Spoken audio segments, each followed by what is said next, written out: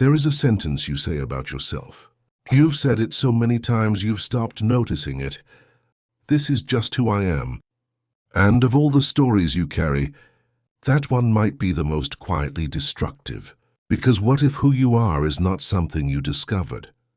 What if it was built, piece by piece, by people who didn't know they were building you? By experiences that left marks before you had words for them? By a world that handed you an identity before you were old enough to question it? And here is the part that changes everything. If your identity was constructed, it can be reconstructed, which means you are not trapped, but you are responsible. Both of those things are true at once.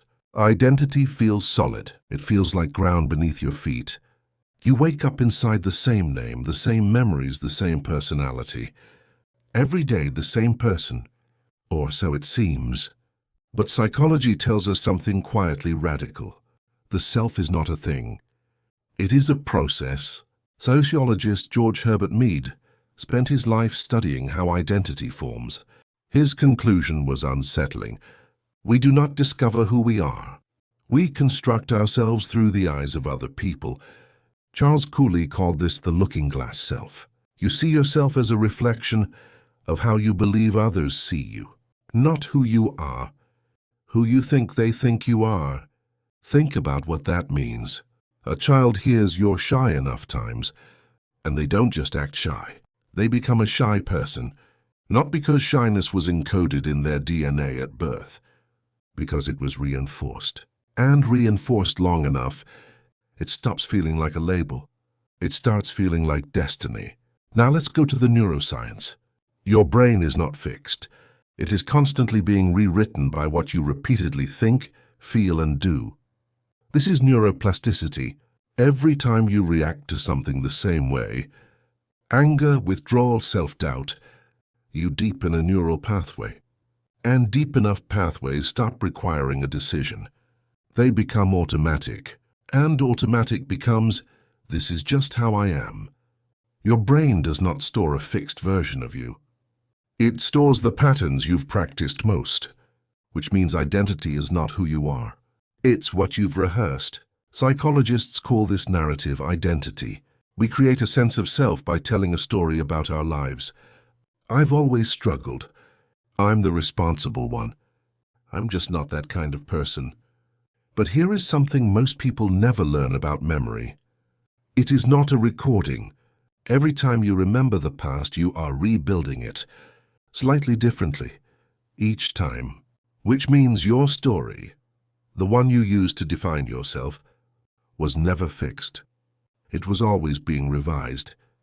And if the story can change, the identity built upon it can change too. Nietzsche wrote, "Become who you are." Not find, become. Sartre said existence precedes essence.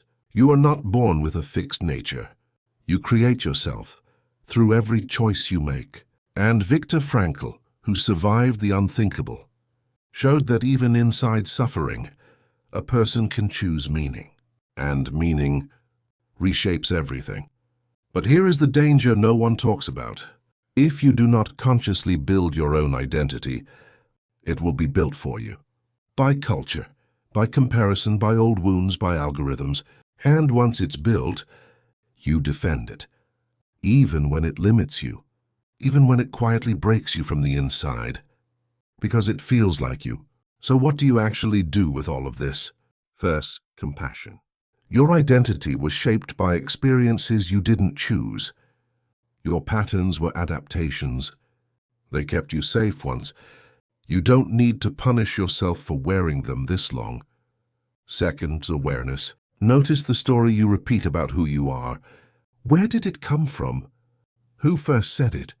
Did you choose it, or did it choose you? Third, intentional reconstruction. Not overnight transformation. Not a new personality by Monday. Something quieter and more powerful. Instead of saying, "I'm not disciplined," try saying, "I am becoming someone who shows up in small ways."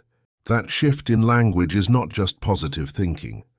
It is a neurological instruction, because behavior shapes identity more than intention ever will. Self-perception theory shows us we learn who we are by watching what we do. Small, consistent actions rewrite neural circuits. And over time, effort becomes identity. So here is your framework.